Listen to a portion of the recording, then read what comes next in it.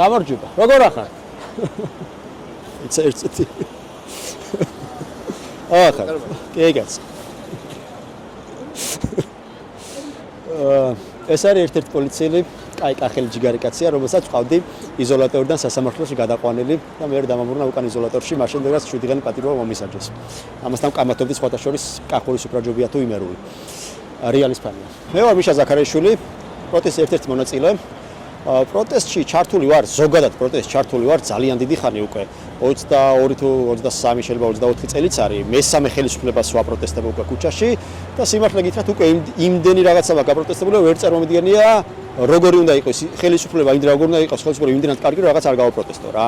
ამის იქით ვერ წარმომიდგენია ყოველთვის ეხდება რომ ყოველთვის რასაც მოვესწარი ხელისუფლების შეცვლას როცა ვესწრები იმ ხელისუფლებას გულშემატკივრობ რომელიც მოდის მაგრამ რამდენიმე თვეში უკიდრო შემთხვევაში ერთ წელიწად ნახევარში ხვდები რომ ისი არ მიდის საქმე როგორც არის და მე გამოდივარ ესე ვიღებ პროტესტში მონაწილეობას და ავი ძალიან იშვიათად რომ რამე ისეთი პროტესტი გავიხსენო რომელიც თბილისში მაგალითად გამართულა და მონაწილეობა არ მიმიღე ძირითადად ამის მიზეზი თუ პროტესტში არ ვიღებ მონაწილეობას არის ის რომ ვიყოფები იზოლატორში ციხეში სხვა შემთხვევაში ყოველთვის აქ ვარ სასამართლოს დილეგში მოხვდი ადამიანთან ერთად რომელმაც მითხრა რომ ერთხელ მთვრალი რო დაждდა საჭესთან და მართლმსაჯულება ჩამოართვეს ამის მერე კიდე დაждდა მთვრალი საჭესთან მართლმსაჯულების გარეშე და დაიჭირეს და ვკითხე რამდენი დღე აქვს მოსჯილიდო და მოსჯილიდო და 5-იო და შენო და მეც 5 მეთქი და შერაზეო და მე ტროტუარზე დგომისდროს ანუ ადამიანი რომელიც მეორედ დაждდა მთვრალი საჭესთან ზუსტად იგი ისეთნაირად დასაჯეს როგორც მე და მათ სასაცილო იყო რომ მე მათ უკვე გამოცდილი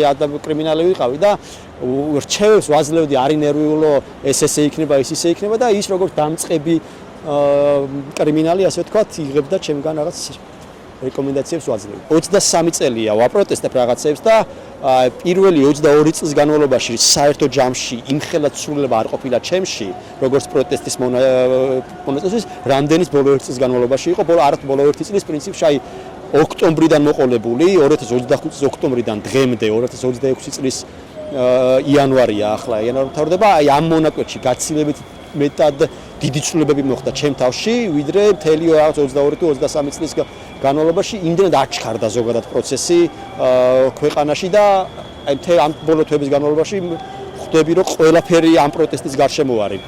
რაღაცა პირდაპირ უკავშირდება, რაღაც არაპირდაპირ, მაგრამ ყველაფერი პროტესტის გამოხატვის შახშობისკენ არის მიდრეკილი და ძალიან ბევრი რაღაცა ხდება. მომისმენია ბევრი ადამიანისგან, რომლებიც არ მონაწილეობენ ამ პროტესტში, ძირითადად სხვათა შორის შედარებით ხანშესული ადამიანებისგან, რომ ეს დაახლოებით ასეთი პრეტენზია მომისმენია, რომ თქვენთვის გახართ და თქვენთვის იბიჭვით, იმიტომ რომ თქვენთვის გინდათ ევროპა. და აქ მე რომ შეადა მე რომ პენსია არ მყოფნის, მაგაზე არ ვფიქრობთ და არა აქ იმ ხალხს იმის აღქმა, რომ ჩვენ ევროპა გვინდა თუ რაც გვინდა, იმიტომ გვინდა რომ ხალხი კარგად ცხოვრობდეს და რაღაც ლურჯ ფონზე დახატული ყვითელი ვარსკვლები საერთოდ არ გვაინტერესებს, ჩემი დროშა ბევრად მირჩევნია მაგალითად ევროკავშირის დროზე. ყოველთვის აი ვერასას ვერ წარმომედგინა, აი ვერც კი და ფანტაზიაც კი არ მეყოფოდა რომ ოდესმე ვფიქრე რომ რაღაცა პროტესტში მე ვიქნებოდი გამორჩეული რამით. ყოველთვის ანუ არასდროს არც კი სკანდირებ არაფერს ანუ ღერი ანუ არაფერს არ ვაკეთებ უბრალოდ მოდივარ ხოლმე და ვდგავარ აქციებზე ასე გრძელდებოდა წლების განმავლობაში პრინციპში და აი მე უკვე აი როდის დაიწყო იცი ალბათ უფრო აი პირბადების თემაზე ოღონდ ეს მოხდა თავისთავად ანუ მე კი არ გავაკეთე რაღაცა ახალი ჩემ ცხოვრებაში უბრალოდ მე რასაც ზოგადად ყოველთვის ვაკეთებდი იმან შეიძინა რაღაც პოლიტიკური ერფერი, თორე მე პოლიციასთან კანათაგობანს ვთამაშობ 2015 წლიდან მოყოლებული 11 წელია უკვე ამაში ეს არის ჩემი ყოველდღიურობა.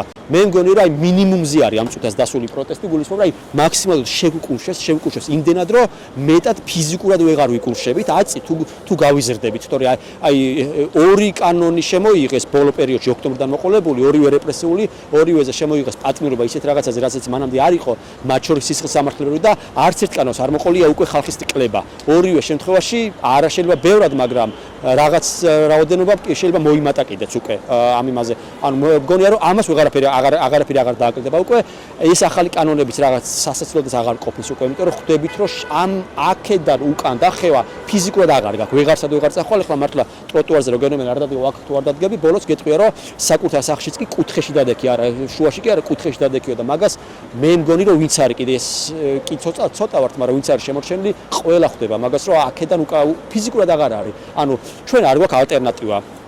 აი რო ამბობენ ხოლმე რომ ტყუილა რატო აჭერნებ თავს, რატო მედიხარ სისხლზე, მე ახლა მგონია რომ მე თუ ახლა გავჩერდები, მე ახლა მაგ უკვე სისხლის სამართლის იმაზე ვარ, ხო ზღვარზე. მე თუ ახლა გავჩერდები, გამოვარო, აი ეს ბოლო პატიმრობა, რაზეც ვიგი 5 დღე, ეგ იყო ტყუილა. იმიტომ რომ მე თუ დანებებას ვაპირებ, მაშინ რაღაცზე მივდივარ ამ იმაზე, ადმინისტრაციულზე, მაშინ მანამდე დავნებდი, ხო? მე თუ მაგათად საბრძოლოდ თუ მივდივარ და იმის განცდა მაქვს, რომ პირველივე დაჭრაზე თუ დამჭრია უნდა ჩავბარდე მტერს. მაშინ რაღაცზე დავაჭრევინო თავი, პირდაპირ ჩავბარდები, ხო, შედეგი მაინც იგივე მაქვს, მაინც დავნებდი, მაინც ჩავბარდი და თან ისა ვარ დაჭრილი ვარ და რატო, ხო? ანუ მე მგონი რომ აქამდე თუ მოვედით, აწი ერთი მიმართულება გვაქვს, რა, არ გვაქვს ფიზიკურად. მე ვერ ხურა, ზოგჯერ რომ მეკითხებიან ხოლმე რომ აი რას აპირებ, სულ იმის განცდა მაქვს, რომ სავარაუდო პასუხები თუ აქვს ამ კითხვას, იმიტომ რომ მე ერთი პასუხი ვიცი მარტო, არაფერი ალტერნატივა არ მაქვს, რა, კი ბატონო, მოვიდეს ოცნება ჩემთან, შემომთავაზოს დიდი ძალი ფული განვიხილავ ამ საკითხს და კანონით გათვალისწინებულ ვადებში წერილობით მოტივირებულ უარს დაუბრუნებ.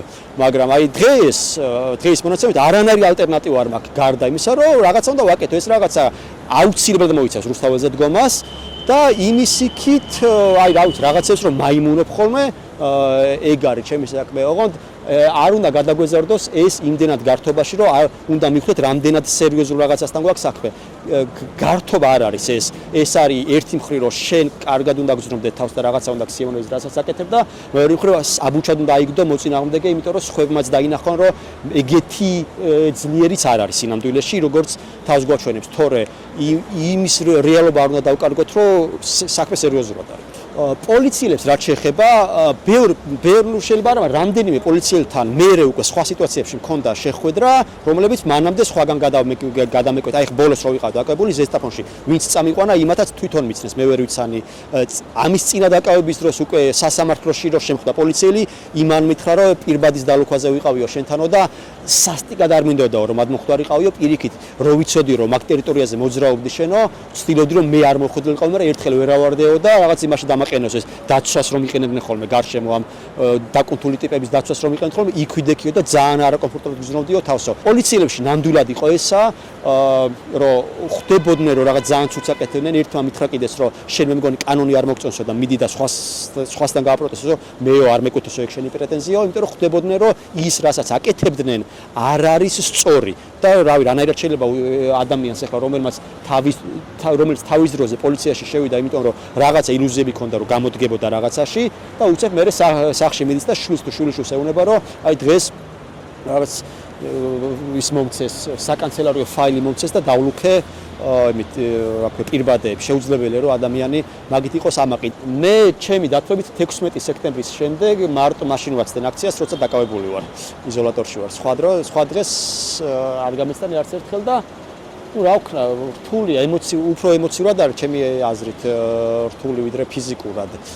და ну აი წეღარას ვთქვი რომ ვერ ხვდები სხვანაირად როგორ უნდა მოხდეს. კი, ბევრი რაღაც დაგვაკლდა ყველა ფინანსურადაც საქმეც აღარ მიდის ისე როგორც ადრე მიდიოდა პირად ცხოვრებაში, ყველაფერი დავთმეთ, ყველაფერში რაღაცა მოვიკელით. არ თუ ჯერ არ დავთმეთ, რისკი ამოკლედ გავრისკეთ ყველაფერი, იმიტომ რომ ხვდებით რომ ამის გარეშე ანუ ისი არ გამოვა რომ ეს დათმო და ის გაგრძელდეს, ეგეთი რაღაც არ გამოდის. ანუ ქვეყანა დათმო და შენი ცხოვრება ჩაოლებად გავდეს არ გამოდის. არ დაიკავოს პროექტა სავალი ნაწილი. დაემორჩილოს კანონის გათვალისწინებულ მოთხოვნებს.